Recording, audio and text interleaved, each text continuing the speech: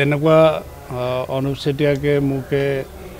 অসম প্ৰদেশ হৰিজন সমাজে হৰিজন লীগে যিটো শান্তি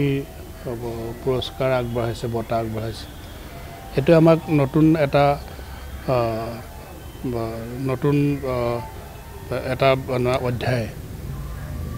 এইটো অধ্যায় সূচনা হৈছে বুলি মই ভাবিছোঁ জাতিৰ পিতা যিজন মহাত্মা গান্ধীৰ জৰিয়তে আজি আমি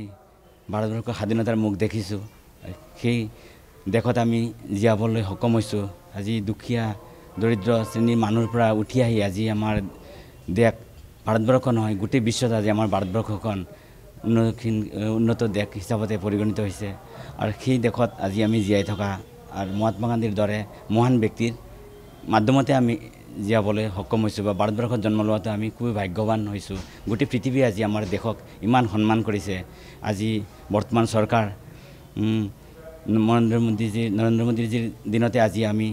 গোটেই দেশতে ইমান সন্মান তো গতিকে আমি এই হৰিজন লীগৰ তৰফৰ পৰা এই সন্মানটো পাই মই বহুত আনন্দিত হৈছোঁ আজি